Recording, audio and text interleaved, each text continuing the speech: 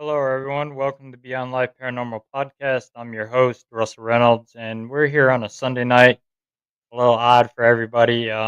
We had some technical difficulties last weekend with a feedback loop, so um, managed to get it fixed last night. So that's why there was a replay up. So I figured we'd do a show tonight. Before we get into it, we're gonna plug a couple events that we're gonna be at.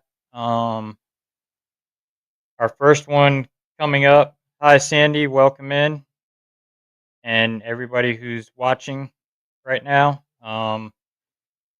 We are going to be at the Paracon in Caney, Kansas, Border Town Paracon. Um, my dad and I will both be there on September 27th.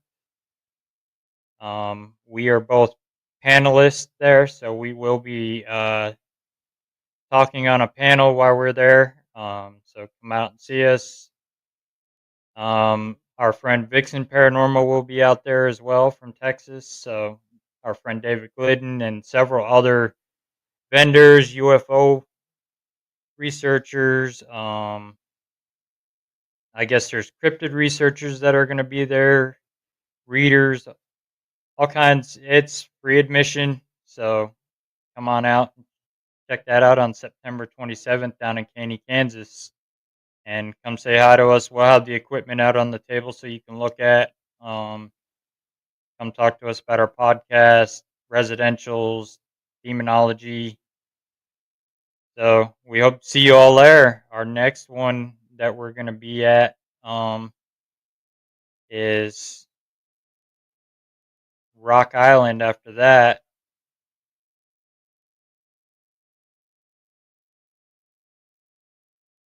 So my dad and I will both be there on October 4th. Um, we are down in the basement with Nesper and several other paranormal teams. Hey, Sam, welcome in. And so come see us out there. Like I said, we'll be down in the basement with our family. Annabelle will be there, the Warren's Occult Museum. So my family will be there with the museum. It's $55 add-on ticket to see the museum. So come on out, see Annabelle, get your pictures with Annabelle. You're perfectly safe. I know the Nesper guys will all be there. Ryan Buell's also going to be there. I know Father Bob Bailey, I think, is going to be there as well with Nesper. And it all starts on Friday night. You can $40 ticket. You can sit around the campfire and listen to spirit squatches and stories around the campfire with a special edition CE5, which are UFO alien researchers. Admission is $5 general admission. You get your tickets on extremeticketing.com. And if you're also interested in volunteering, reach out to Candy Slater or Sarah from Get Haunted. And if you're interested, I know they're still looking for a few vendors, 2 vendors and volunteers, I believe. So reach out to them if you're interested. So before we get in the show, I'm going to play you a little video that I made for my commercial for the Rock Island Pair.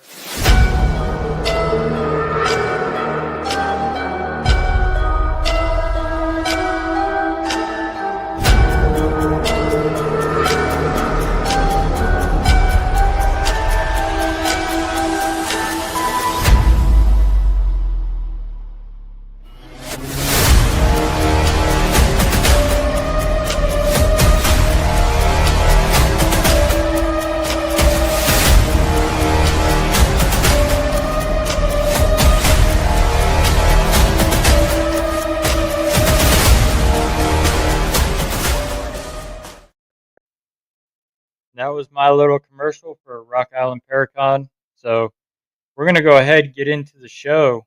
Our first one we're going to be talking about is a cryptid.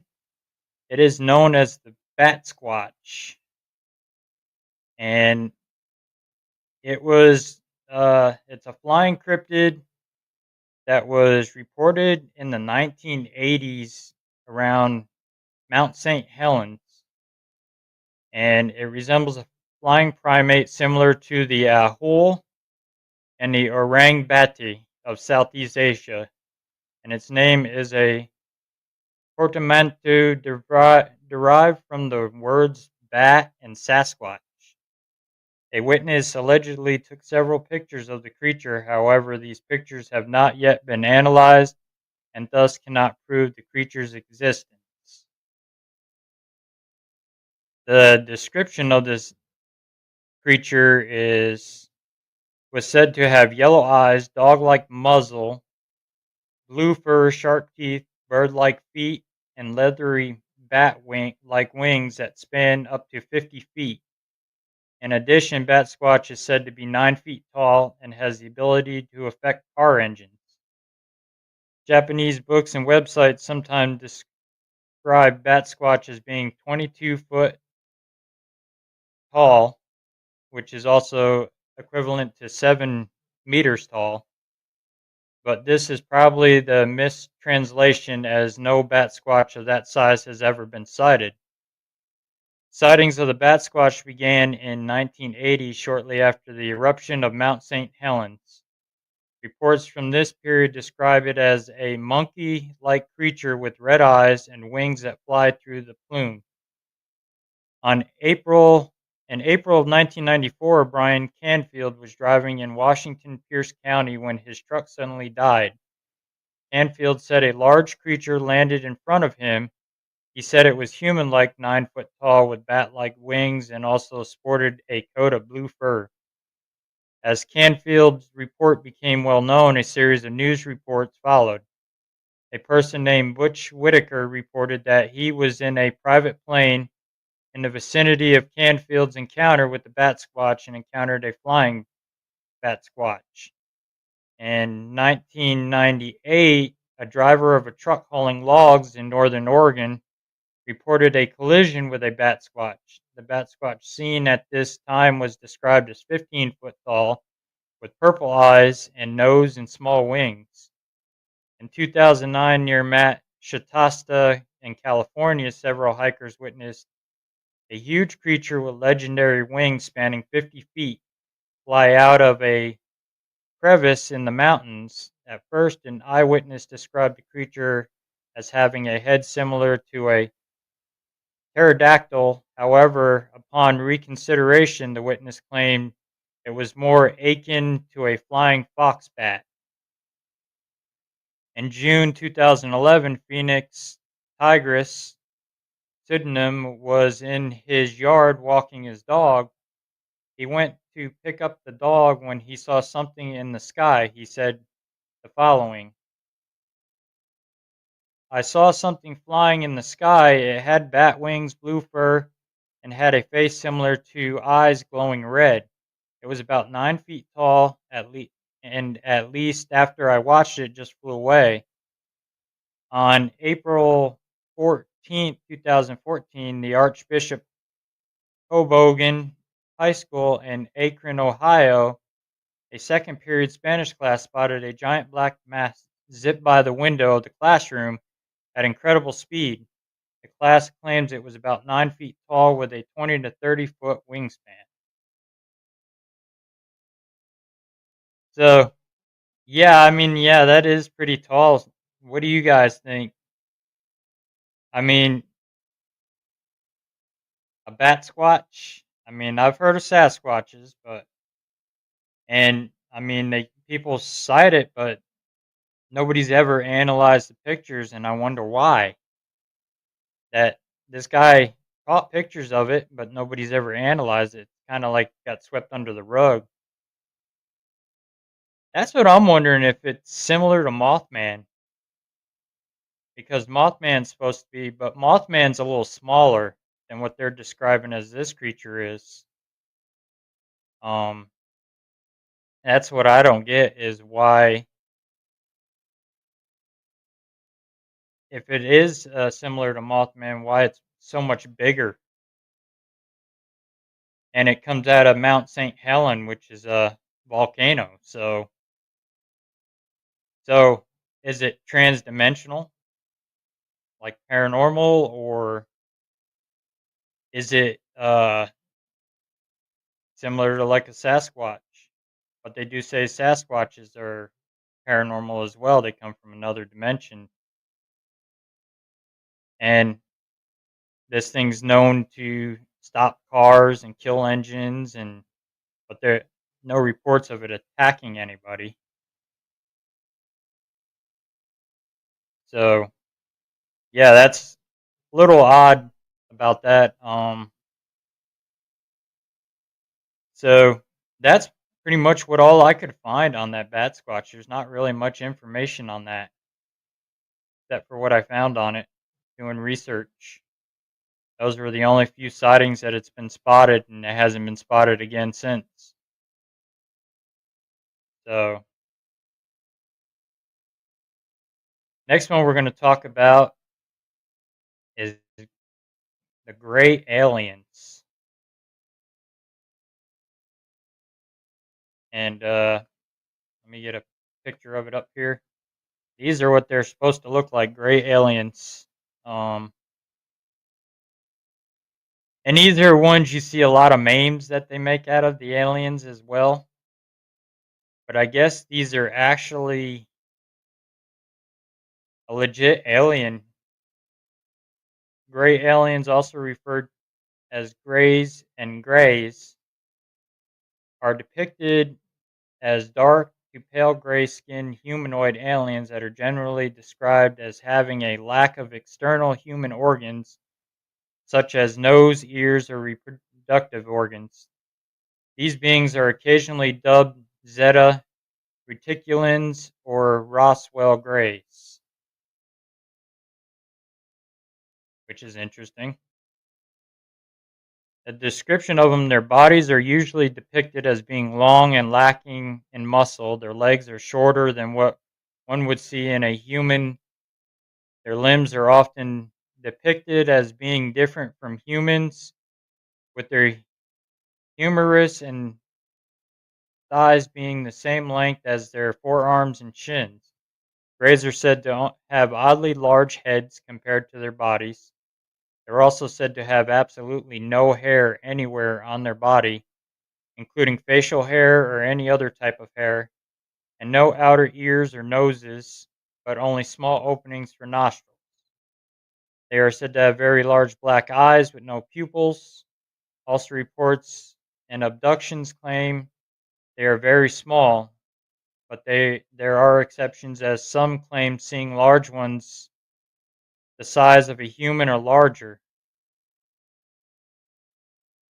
And the Greys are commonly abduct sleeping victims from their beds and taken them away to strange, often horrifying places and experiment on them. These experiences are often, but unfortunately not always, forgotten by the victim when they wake up in their bed.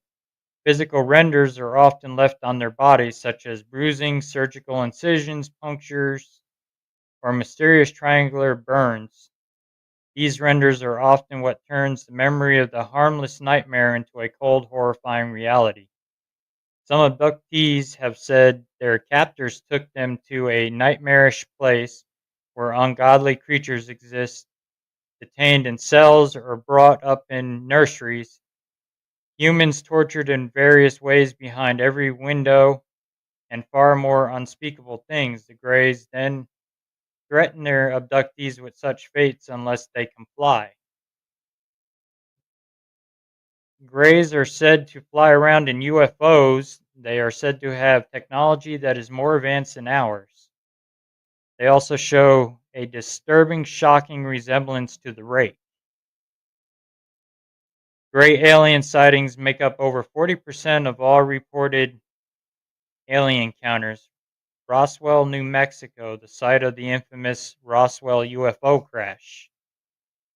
On July 8th of 1947, in the town of Roswell, New Mexico, according to eyewitnesses and press release by the Roswell Army Airfield, a flying saucer had crashed in the desert.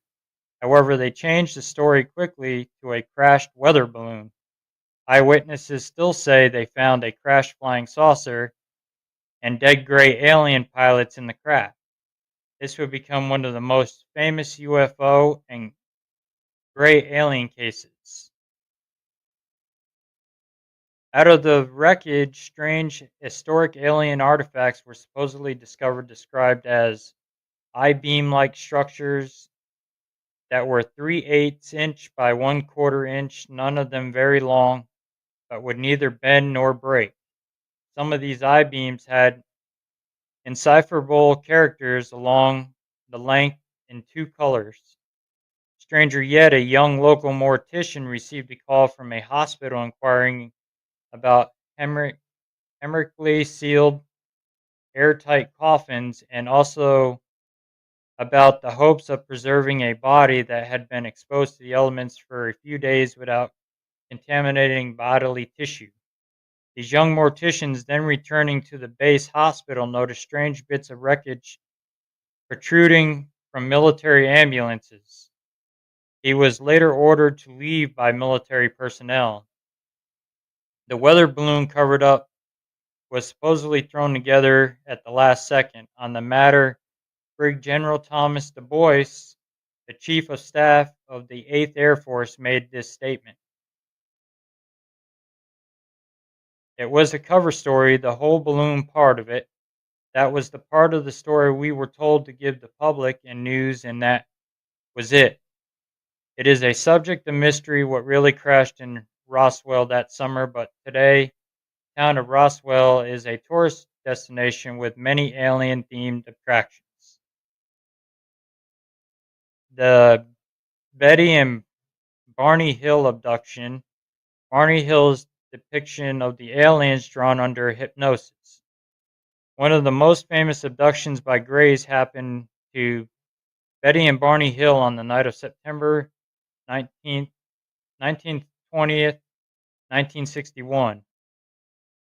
They saw a UFO on September 19th of 1961 at around 10:30 p.m. The Hills were driving back to the Portsmouth from a vacation in Niagara Falls and Montreal, Quebec, Canada. They later saw the UFO fly above them and even saw the pilots. One pilot continued to look at Barney and was communicating and telling him to stay where you are and keep looking. After they returned home, they noticed strange things like that their watches had stopped. Barney noted that the leather strap for the binoculars was torn through, though he could not recall it tearing. Toes of his best dress shoes were in complicity scraped. Once they returned home, they mentioned how the drive should have been 4 hours, but it took them 7 hours. Betty had vivid dreams about the abduction. She said she had never had such odd dreams. This happened for 5 days. In a dream, she and Barney encountered men who surrounded their car. She lost consciousness. She then realized that she was being forced by two small human like creatures to walk in a forest in the nighttime. And seeing Barney walking behind her, she called to him, but he seemed to be in a trance or sleepwalking. The human like creature wore matching uniforms. They appeared like a normal description of a gray alien. Their skin was a grayish color.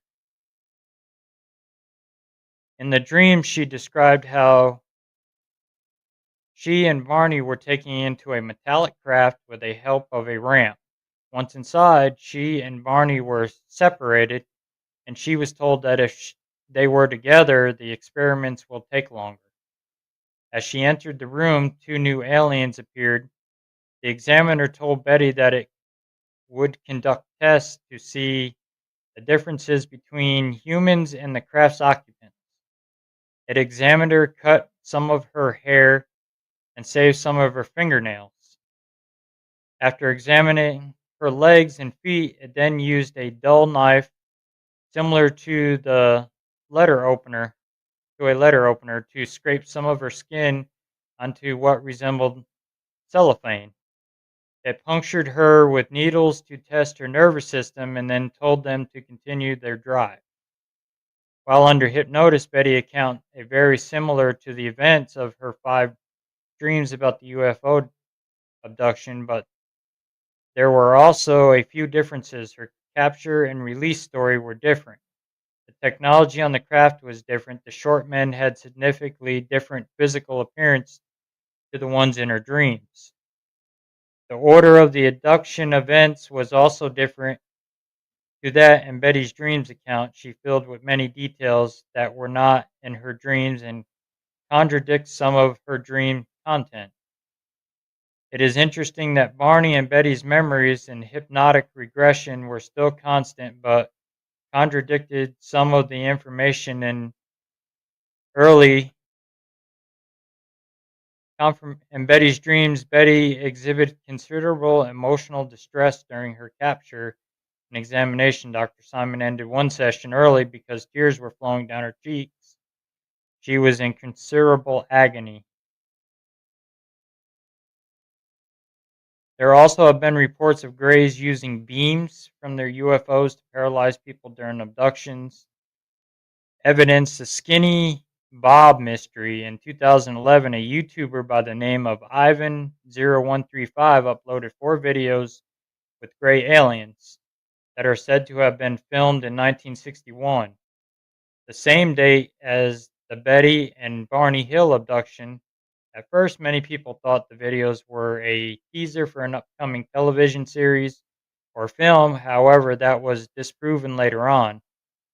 The footage had been analyzed, and while there are many skeptics that doubt the video are real, many agree that it would be pointless to take a lot of time, effort, and money to make more than 4 videos, then disappear without a trace. Nobody has taken responsibility for creating the video since the disappearance of Ivan0135. His disappearance could be attributed to the government locking him out of his account, or possibly kidnapping him or convincing him to stay quiet.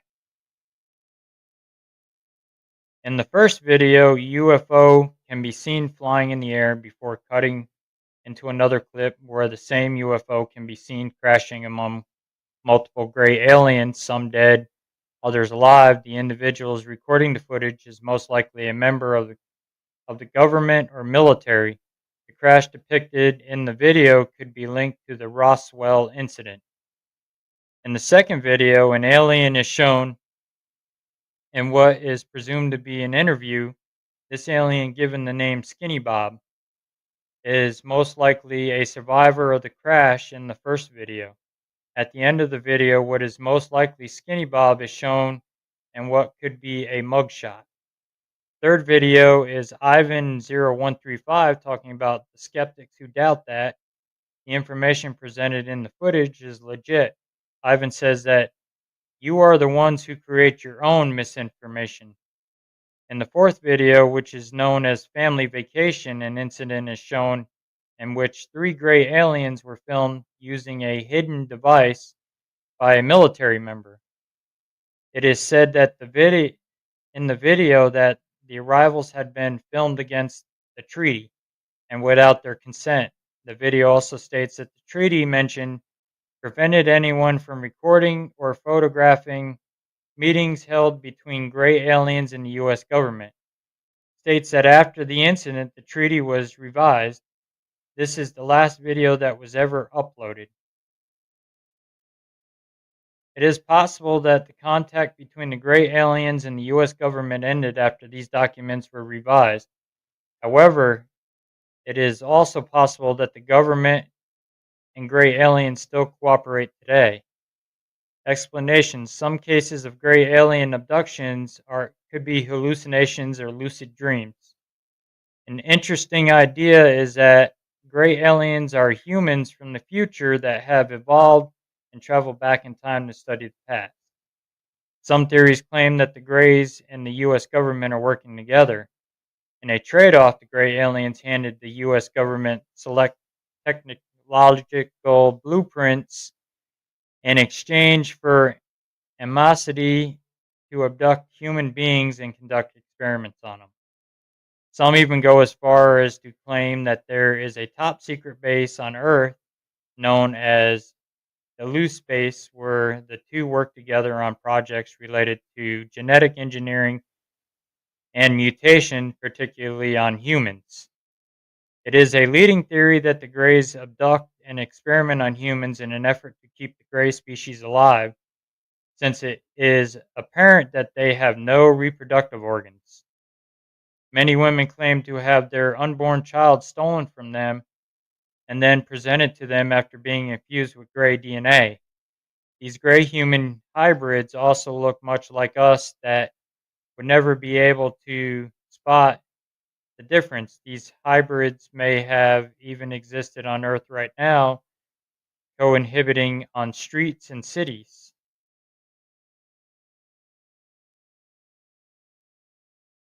Do the UFO and alien believers know something we don't? Do gray aliens see humans as their last hope of preserving their species, or could it be the Greys are just curious bunch and enjoy experimenting on humans? It has even been proposed that humans are a food source for these interstellar travelers.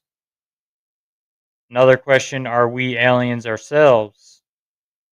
It has been a long time before we know the true answer, but it does seem that we humans have something the Greys want if they exist. They have become the subject of memes on the internet. Hoax. Some people report that they have caught supposed alien craft on camera at various times. Most turn out to be a hoax done by special efforts or props. The alien interview. Videos were made about an alien interview by many things and were sent to the Bill's channel. Bill Day and Robert Kiviat concluded that the video itself was fake and that the alien was computer generated. However, they also said the message presented in the video should be acknowledged. Religion. Gray aliens are Anagnostic force and several UFO religions, including the Polish Doomsday cult. Mis- I won't be able to pronounce that name. It's Miedzynardowe,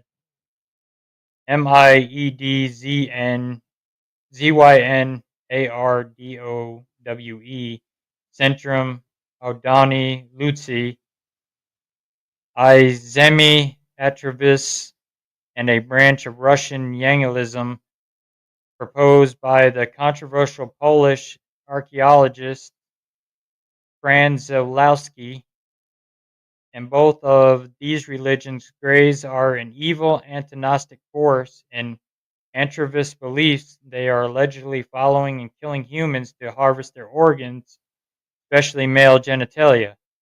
In the Yangulist beliefs, the Frankie Zolowski, they are responsible for destroying a race of powerful aliens known as Aurora Slavs, regressing them back to Slavic people we know from history and forcing Christianity upon them.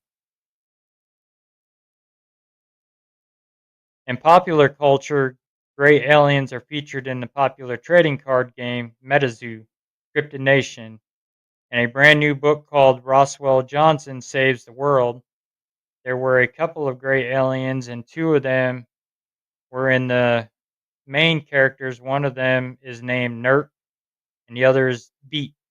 The gray aliens are also featured in sci-fi horror film called No One Will Save You, where they were featured as the main antagonist hunting down this girl named Brian. However, after seeing her tragic memories, they decided to spare the gal and give her life. And that's what I found on the Great Aliens.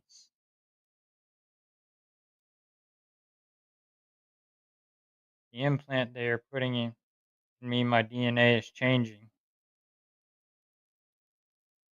Yeah, I mean, they're seem to be abducting people just to experiment on them, and because, like it says, they have no reproductive organs, and I mean, what is getting covered up out there when it comes to regarding these guys? I mean, they're people are getting abducted by them and getting some harmful things done to them.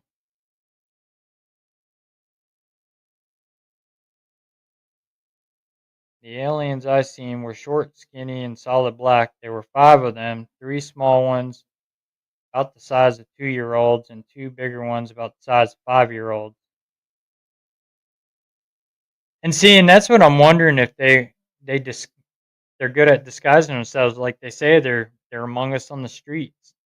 Kind of makes me think back to that Roddy Piper movie, They Live, where he had to have the special sunglasses to see which ones people were the aliens. So it kind of makes you think of that too when you come down to it, if that's what that movie was based on as well. And so we're gonna move on to another one. So before we do, what else do you guys think about these gray aliens? What do you think they could be? I mean, the Russians believe they're evil, that they're something demonic or something. I mean, I've talked to several people. I have a buddy, Rupert Guy, that was part of CE5. He goes out and he actually meditates and is able to communicate with them and call them down. And he's been backed up by paranormal teams. But another research that I've learned about them, there's a lot of radiation with them too. That's why when you have a UFO sighting or stuff like that, you use a Geiger meter and you'll pick up radiation with a Geiger counter. So yeah, Rupert Guy also told me too. Yeah, they do speak English, but they don't talk kind of like how you and I do because they have no vocal cords. But you can understand them when they talk. So, so we're gonna move on to our next one.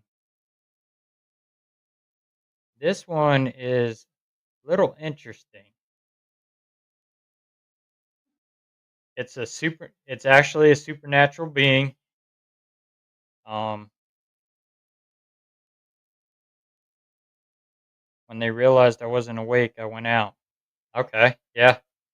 Um, so our next one we're gonna talk about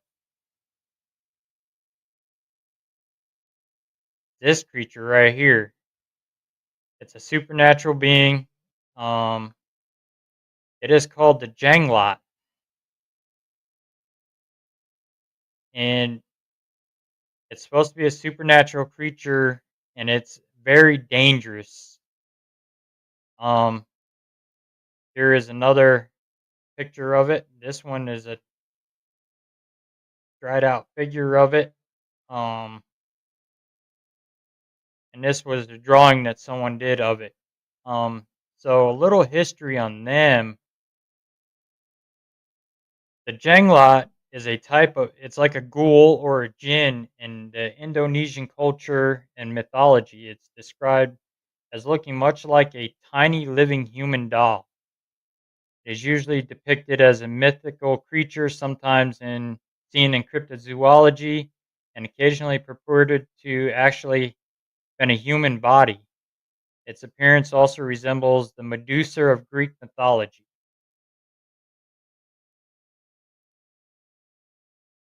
The Jenglot is believed to be found in Indonesia, especially in Java.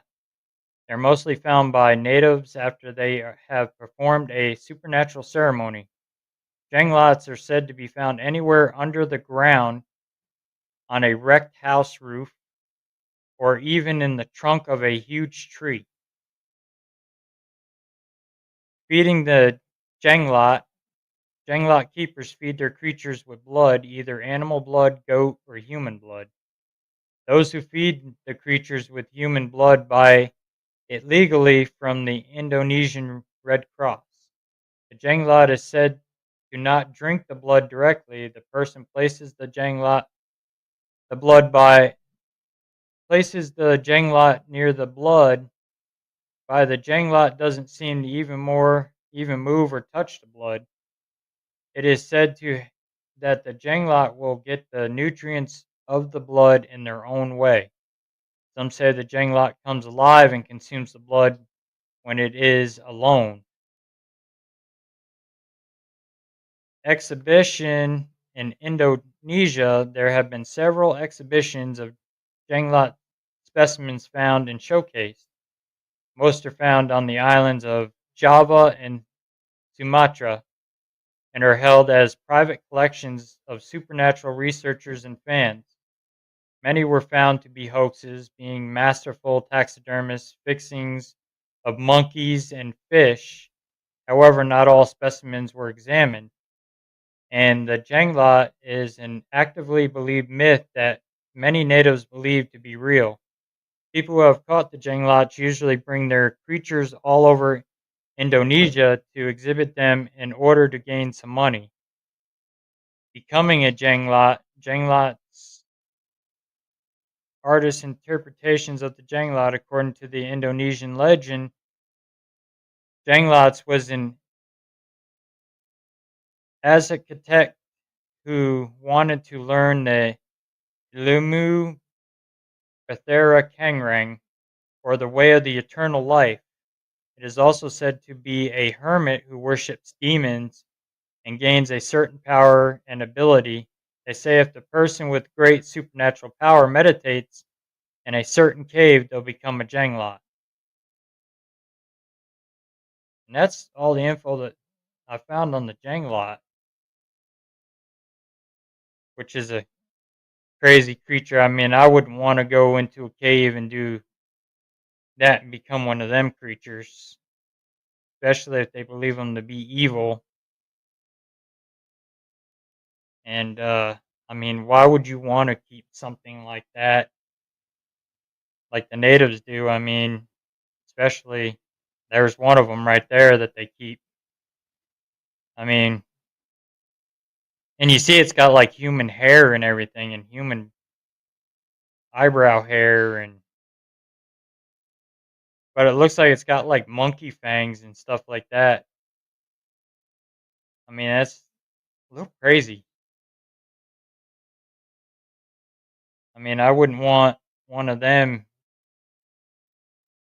in my house, let alone if I lived over in Indonesia having one of them. What do you guys think? What is your input on this creature looking thing?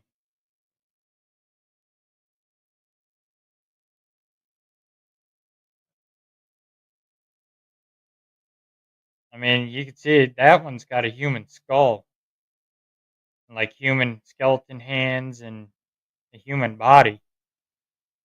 So,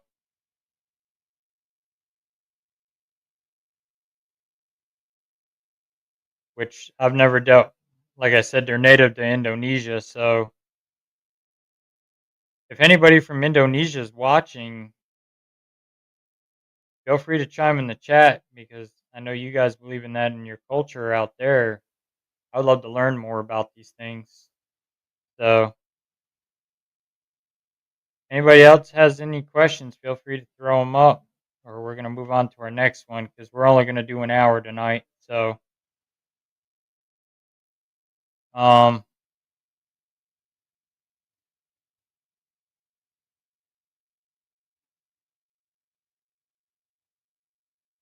yeah, that's I haven't either until I started doing some research on them last night. I come across the picture of it, so I started researching it, wanted to learn more about it.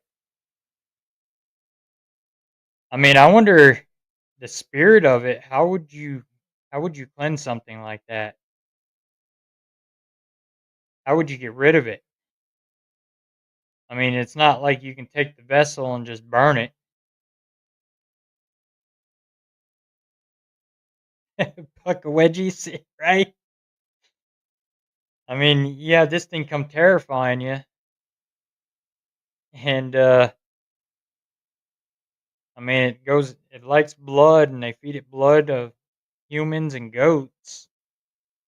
I mean, what's that not stopping it attacking a human? Be sleeping at night when you're by yourself and it comes alive and decides to come out and wants to play while you're sleeping. I mean, I wouldn't want to deal with something like that. So our next one we're gonna move on to, and all you paranormal investigators will know this one because we deal with a lot of it in the paranormal field. Batman, the hooded figure.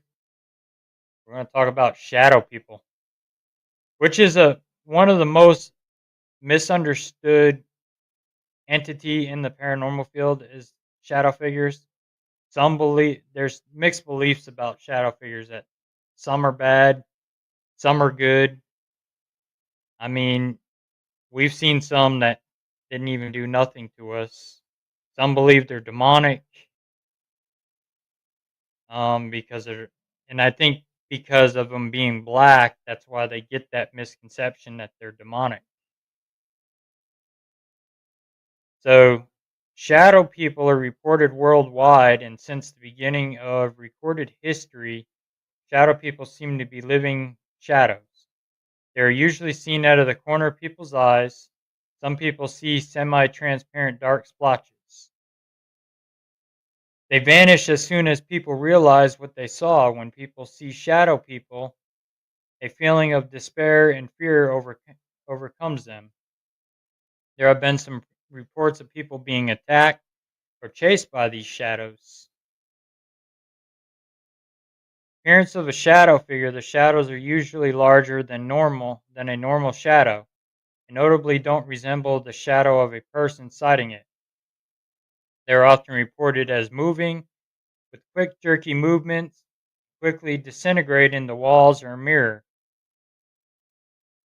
They range from being mist-like to being completely solid like a regular human.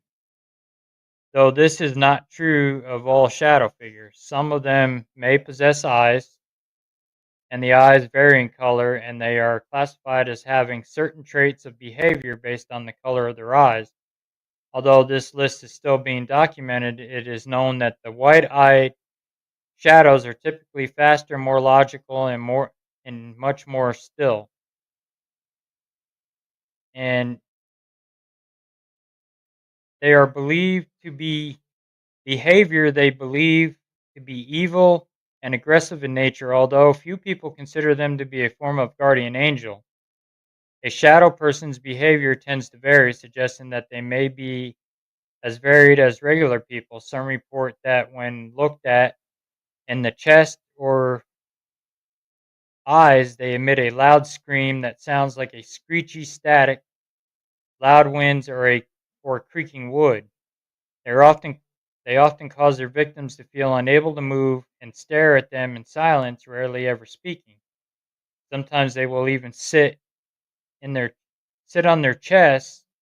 Many are spotted within hospitals or otherwise near those who are dying. Now we're going to come into one of the well-known figures, Hat Man, that a lot of people see. One commonly seen shadow person is known as the Hat Man. He has been reported worldwide with very few variations in overall appearance and behavior. Appearance: the Hat Man is a solid black man, sometimes with a red or black eyes, with a wide-rimmed hat, usually reported to either be a Zorro hat or a fedora, and a long trench coat, sometimes cape. Unlike other shadow people, he is generally seen as much more physically solid. He is sometimes reported to have a goatee or be clean shaven. Some reports claim he has no face at all. The behavior of Hatman: those who see the Hatman report feeling a sense of malevolence coming from him, and he seems to show curiosity towards witnesses. He seemed to take great pleasure from the fear of witnesses. Some witnesses have gone as far as to claim him to be the devil. And then other types of shadow people spotted include the hooded monk, black smoke mist people, shadow animals, peeking shadows, usually child sized, red eyed shadows, generally more malevolent. Explanation: shadow people could be more hallucinations or perhaps figment of the witness's imagination. This seems likely considering the Hat Man. Another theory suggests that they could be time travelers. This suggests that time travelers are not perceivable for human beings, but now we're beginning to become more aware of time travel, resulting in the visibility of the shadow people. This theory is quite possible as shadow people sightings have been going on for many, many years. Many However, the most likely explanation is that they are another case of pareidolia. Note: if you sense violence in a shadow person, run. And that's what I got on shadow people. Yeah, it takes a lot of energy to manifest a shape other than black. I agree on that. They need a lot of energy to do a lot of stuff, even communicate with us. My friend has trouble with this hat man. Been with her since she was a baby. She said he doesn't harm her, but appears and just stares, no face. I've seen shadow people. Yeah, I've seen them too. I mean, you probably heard current viewers that watch the show all the time probably heard me talk about the case my dad and I did in Oklahoma, where that black figure that was over 6 foot tall appeared on one of our DVR cameras in the hallway, and it was causing a static impulse in that camera. And then I went back there and checked it out, and it come running at me when it dropped down to 5 feet tall, and then 3 scratches appeared on my arm, which I still have scars from, and they were like razor blade scratches. So, and that was a black shadow figure and it would look like the hooded shadow from what I saw. It wasn't Hat Man. It had the cloak head, the robe on, which was a demonic entity because I was displaying something religious around my neck that had been blessed. So, I mean, some of them are bad and some of them aren't. I mean, another one you probably heard me talk about, the hotel that we stayed at in Rockport, Missouri, that was abandoned that we were investigating. My dad and I decided to stay the night while the rest of the team went to a hotel, and we stayed in the storefront. And about 3 o'clock in the morning, when the generator kicked off and it went pitch black, roughly about 3:30, my dad wakes me up and there's a black shadow figure standing in the doorway that was over 6 foot tall, and he just stood there and stared. Didn't do nothing. It just stared at us. So, and then it just disappeared as fast as it was there. It just disappeared. So, I mean, we get reports too of shadow people all the time too for residential cases, people seeing them in their houses and stuff like that. And I mean, we work with a lot of that and try to capture that. Seen one in the haunted movie theater that we do in the basement. We also captured it on camera, which actually looked like just the face of it, and it looked like it was wearing a Zorro-looking hat, like Hatman. But only it didn't have the black eyes or the red eyes. Its eyes were see-through. You could see back to the wall back there, and we tried to debunk it I thought maybe the camera IR was casting something on the wall, a shadow, and it wasn't.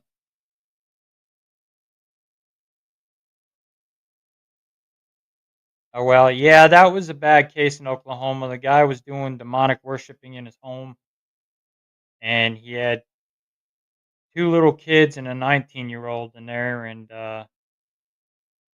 yeah, that was a rough case, and, he, ended up reverting back to his old ways. He's back to practicing his darker stuff again, and, so but, yeah, that was a pretty bad case, and we seen a black Missouri State not too long ago here at the Get Haunted event, the book signing event, These Walls Still Talk, in, Cell House 3, which was Death Row. We seen my dad and all of us, we seen shadows, black shadow people going in and out of the cells. Cell House 4, same thing. You see black shadow people coming in and out of the cells and on the catwalks. And same with down in the dungeon when we shut the lights out down there. And this black shadow was directly right in front of me. And the guy that wrote the book, his daughter and him were right across from me, and his daughter's leg got touched. And it was by that black shadow that was standing right in front of us. And right after that's when that big ball of light appeared and lit up the whole cell block. And we thought Brian had lit a flashlight, the guy that wrote the book. And when it illuminated the room, he was hugging his daughter, and his daughter had her arms around him because she was scared. So, and it appeared right behind him, and I mean, how bright it was, you could see everybody that was in that group. All our faces, you could see us. That's why we thought somebody had lit a flashlight, and nobody did. And, so they were out there, but like I said, a lot of people believe them to be evil. Not all of them are evil. I mean, some of them are good. And it may be a human figure that's the only way he can manifest himself too. That's another theory to think about, that it may be a regular human spirit and that's all he can manifest to. Maybe when he was alive, he wore a lot of black. There's another theory to think about. He wore a lot of black clothes when they were alive. So maybe he or she is resembling them wearing black clothing. Same way Hatman, that's what Hatman could have wore. If it was an actual living person at one time, that's probably what they wore. So, I mean, when we die and we go to the spirit world, I'm sure whatever we wear, because I mean, our personality stayed the same into the spirit world. Whatever we wear as far as clothing may be the same in the spirit world. So, there's another scientific theory to think about when it comes to that. If these shadow peoples wore black clothing or maybe they, I mean, look, when you die, maybe sometimes when you die, you died in some black clothing, and that was the last thing you wore when you were alive. So there's another theory to also ponder about too, as well, when it comes to that. So when they went to the spirit world and their spirit left their body, maybe they went in their black T-shirt, their black robe, or whatever they were wearing at that time. So So that gives you some food for thought to think about when it comes to that stuff too, as well. I mean, and I mean, like I said, not all black shadow figures are dark and demonic. Just because black is associated with evil, that's not exactly all true. I mean, yeah, there's some black that is evil, but not all black is evil. I mean, we wear black t-shirts. In fact, I'm wearing one now. So, I mean, and if you ever want one of these shirts, reach out to Jason McLeod on Facebook. That's a Ed and Lorraine Warren shirt. Um, he makes them, so reach out to him if you ever want a shirt like that. Ours are all mine's all autographed by Nesper and Ryan Buell, Keith and Carl Johnson, anybody that worked with Ed and Lorraine, and it's autographed by by my family too. So, um, but yeah, I mean that's something to think about too with the black shadow people. Maybe that's something they were wearing when they passed away. And I mean the robed one too. I mean, like I saw with the demonic part of it, maybe they were doing dark rituals and they were sacrificed and they died in that robe. I mean, when you're bad, when you're alive and you're dark, maybe you come back as a dark figure. So, well, we just hit our hour mark. We're gonna call an hour. I gotta work tomorrow, so um, I hope everybody enjoyed the show, and we will be back next week. Um, so now that I got all the technical difficulties straightened out, we'll be back on our normal time next Saturday. Um, if anybody's looking to be a guest on the show, feel free to shoot me a message on Messenger or our group page, Beyond Life Paranormal Research Missouri, Cold Spotters Missouri, or you can email me at beyondlifeparanormalresearch@gmail.com. Be sure to check out our pages. We are our YouTube page, Beyond Life Paranormal Research, the Missouri edition. We're on TikTok, BLPRMO. You can find us on Instagram at BLPRMO and Beyond Life Paranormal Research Missouri. Um, like I said, our Facebook page, Beyond Life Paranormal Research Missouri, Cold Spotters Missouri. Be sure to go check out our the Cold Spotters page, Cold Spotters British Columbia, which is Amanda Quill. Show her some support. We're part of that Cold Spotters family. And remember, if you're being bullied in the paranormal field, you have a voice. Don't be afraid to speak out. We'll listen to you. Nobody's better than anybody in this field. We're all the same. So, with that being said, everybody, God bless, and I wish you all a very good night and have a good week. And we will see you all next week. Same time, same channel. Have a good night. Sandy, thanks for coming in tonight. Jeanette, thanks for tuning in.